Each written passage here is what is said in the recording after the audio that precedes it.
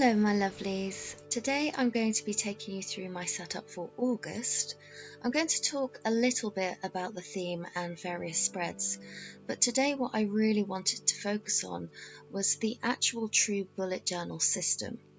It's something that I'm obviously aware of because I would consider myself someone who bullet journals, but it's not something I've ever really delved into until recently. Last Christmas I was gifted the book The Bullet Journal Method by Ryder Carroll, and I've only just started to really delve into it and read it in depth and take time to process all the gems of information within the book.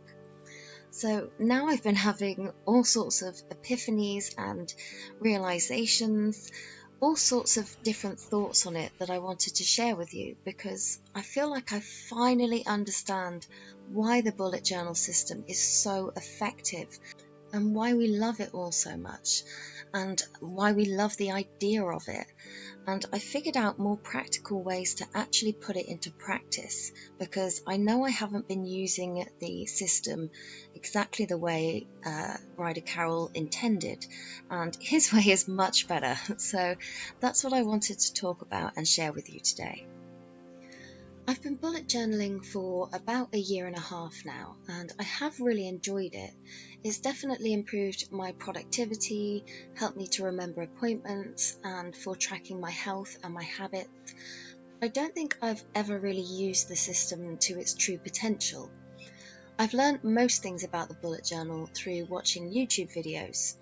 I just fell in love with all things practical, organised and productive, and since I've started, I've never looked back.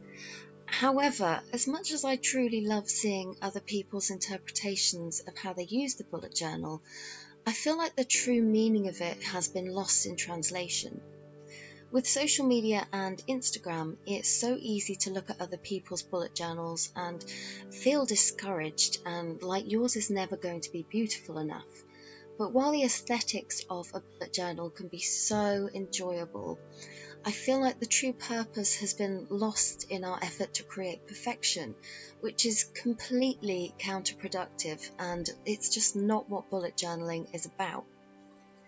Because I've learnt to bullet journal through watching others who put their own unique spin on things, I've never studied the actual method that Ryder himself came up with. You know, like his perspective, his thoughts, and his reasons behind the differences between a regular planner and a bullet journal. But since I've read the book, it's been so much more insightful to get this information from Ryder himself, because he really goes into how and why it works and why you should do it in a specific way. So from here on, I'm going to do my best to actually honour the bullet journal system. As much as I love the creative artistic side of bullet journaling, I want to find more of a balance between practicality and freedom to express myself in my journal. I want my journal to be more effective and practical, yet still pretty and creative and playful. In competing with others, I feel like I've lost the heart of bullet journaling. So I've made some subtle changes to my mindset and to the way I use my bullet journal so that I can find the heart of it again. So I wanted to share with you the things that I've discovered so far. So the first thing I thought when reading the book was that you really don't need a brain dump page. In fact, I would go so far as to say that you shouldn't have one, and I shall tell you for why. It discourages you from chucking your thoughts, insights, and extra notes out in your dailies. This is exactly what dailies are for. My dailies used to consist of tasks and appointments. That's it, nothing else. I haven't been utilising my dailies for all these other random thoughts. If you dedicate one page to them, such as a brain dump, you're really limiting the space that you have to just word vomit over the page. If you're censoring what you're putting down, you're going to be left with all the other thoughts bouncing around your head. You need to be able to put down the insignificant things on your mind because number one, they won't be taking up precious real estate in your brain, but number two, you never know when that information might one day come in handy, even if it seems insignificant now. By utilising the other bullets in the system, you'll be able to place everything down and then be able to sort through it either then and there or later on. Sometimes I get thoughts and I think, oh dear, I don't have a designated space for that information. I'll just keep hold of it till I can make a new spread or figure out somewhere that it might make sense. And then I would most likely forget about it and be left with that uncomfortable feeling of having some sort of unfinished business but not knowing exactly what it is. One of the other reasons that I've never added extra stuff into my dailies is because I feel like it will be messy and everything will look out of place and there won't be any order. That's why I have separate spreads for various themes or thoughts. Now I am happy with these spreads at the moment, like this one. This is my health tracker and habits tracker, and I like having all that on one page, and it's the same for things like my activities or productivity for the month.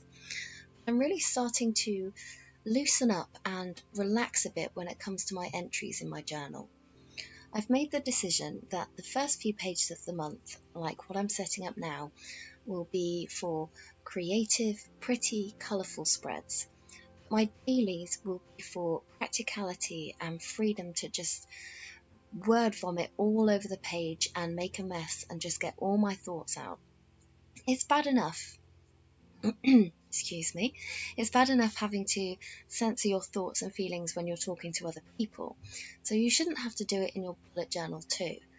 Don't sacrifice practicality for beauty or perfection. I suppose I thought of my weekly spread as being my dailies, because each day was sectioned off and I could sort of put things in for that specific day. But actually, I don't use proper dailies at all.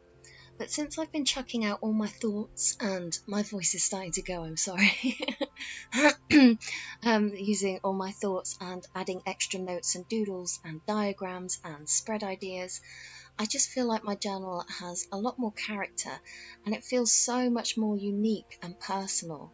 So yes, I think definitely have your weekly spread to see your week at a glance and know exactly what's going on, but make sure you don't limit yourself on the pages afterwards where you're adding in your entries for your dailies, where you can just add anything and everything, tasks, appointments, thoughts, feelings, ideas, all those sort of things. Just chuck it straight in your dailies, because you can go back and have a look through it later and then decide whether or not something needs reviewing, or if you can just get rid of it, or if you need to make like a new spread for it.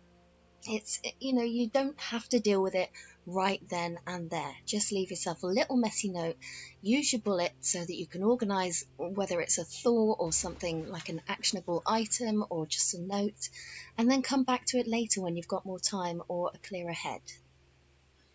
You might have noticed, on a side note, the ruler on the left of the screen. It's a dedicated bullet journal ruler, so it's got all the proper spacing for the bullets, and it's a DIY one. I made it, and I've just recently uploaded a video on how you can make one yourself. It's super simple and easy, but it is definitely one of the best things I've been using in my bullet journal.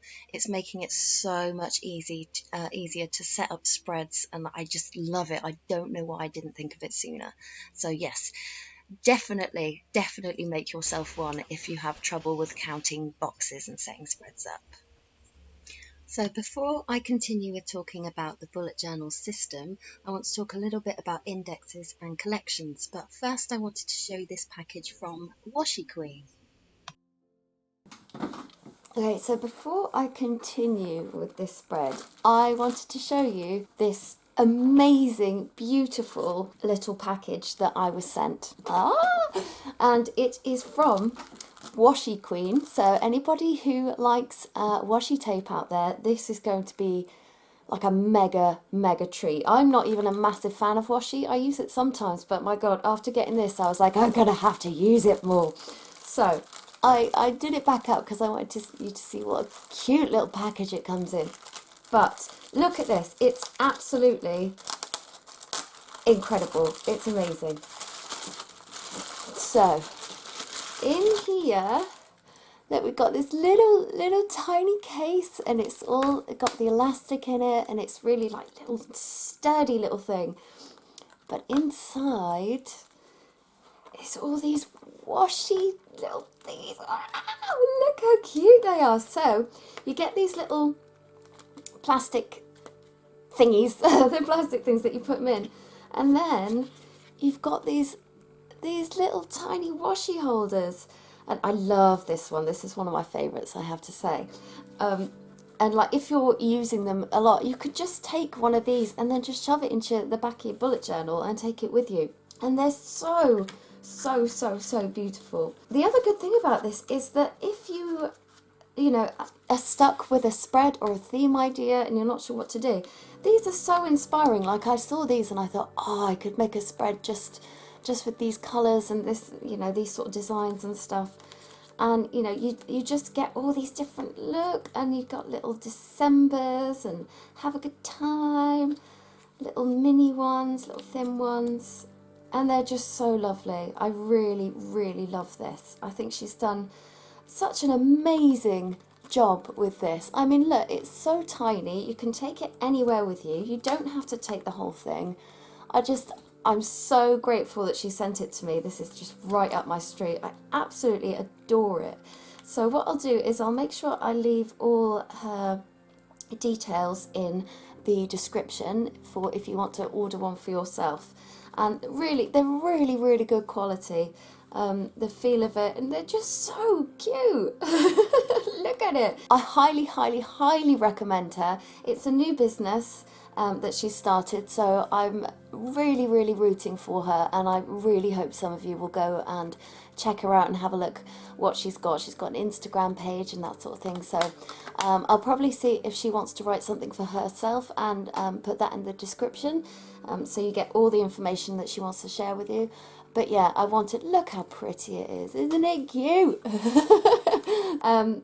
Yeah, that's my little review on this. I think it's amazing and I love it, and I wish her the very best of luck, because I can only imagine how much time and effort has gone into developing this, and it's just fantastic.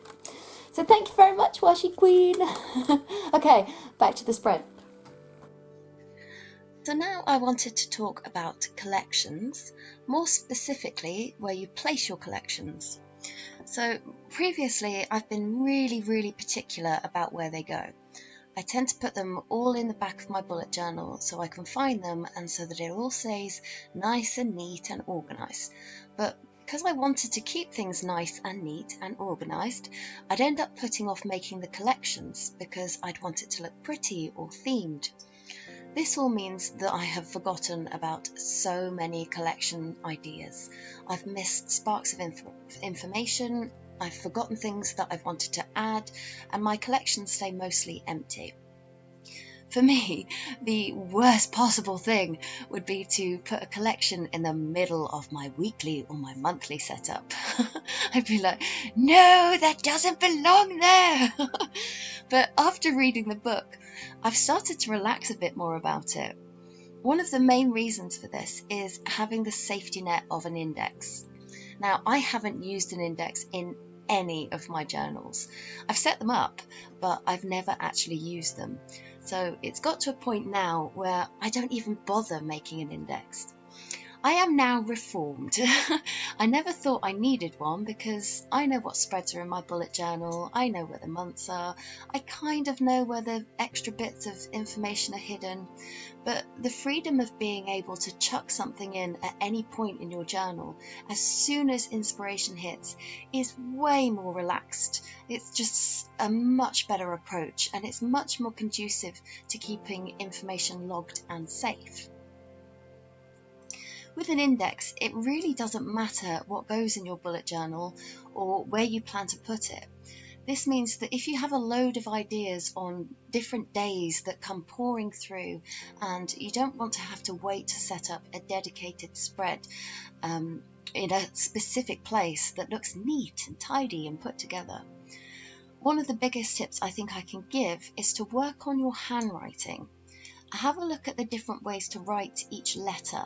Look at what makes handwriting visually appealing, because if you like the look of your handwriting, Most spreads that you make are going to look visually pleasing, whether you fancied it up or decorated it or not, because the bulk of the information on the page is going to be filled with penmanship that you enjoy.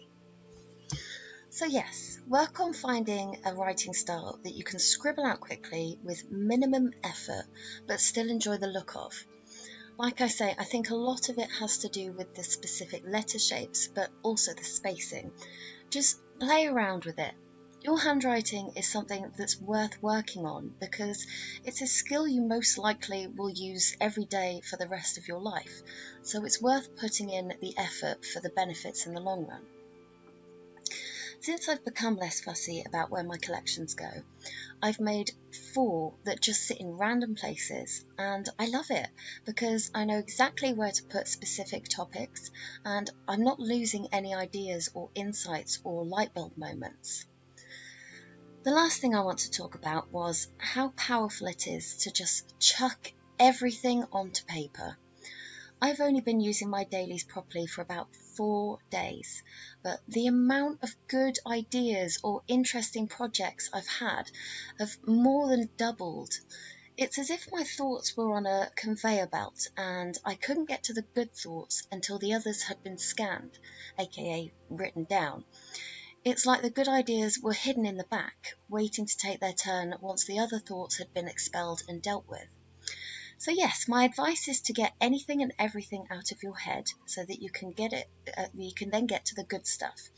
And if you need to find the information later, it doesn't matter if it's in an obscure place, you can just find it in your index along with the page numbers of all the other notes that you might have made on that subject or topic.